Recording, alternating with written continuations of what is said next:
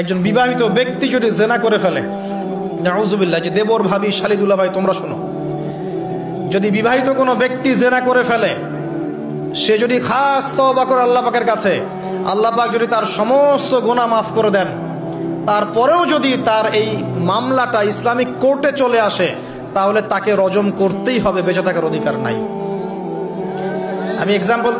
আমি দলিল দিচ্ছি, শোনেন। নবী সাল্লাল্লাহু আলাইহি ওয়াসাল্লামের একজন সাহাবী, মহিলা সাহাবী, তিনি পাপ করে ফেলেছেন। কি করেছেন? জেনা করে ফেলেছেন। বিবাহিত ব্যক্তি ছিলেন। নবীর কাছে এসে বলছেন, ইয়া রাসূলুল্লাহ তাহহিরনি, আমাকে পবিত্র করুন, আমি অন্যায় করেছি। নবী সাল্লাল্লাহু আলাইহি ওয়াসাল্লাম বলছেন, মুখ ফিরিয়ে নিচ্ছেন, একবার ডান দিকে মুখ ফিরাচ্ছেন, একবার বাম দিকে মুখ ফিরাচ্ছেন। নবী শুনতে যাচ্ছেন না, কারণ এটা কোর্টে চলে আসলেই বিপদ। নবীজি বলছেন, বাসায় যাও, বাসায় যাও, তওবা করো, আল্লাহর কাছে তওবা করো, আল্লাহ মাফ করে দিবে। বাসায় চলে যাও, বাসায় চলে যাও, তওবা করো, আল্লাহ মাফ করে দিবে। সে মহিলা বলছে, না ইয়া রাসূলুল্লাহ, আমি অনেক বড় অন্যায় করেছি, আমাকে পবিত্র করুন। আপনি পবিত্র না করেন তাহলে পরকালে আল্লাহ আমাকে শাস্তি দিবেন, আমাকে পবিত্র করুন। এবার নবী সাল্লাল্লাহু আলাইহি ওয়াসাল্লাম বললেন, বাসায় যাও। তুমি গর্ভবতী হয়েছো? হ্যাঁ।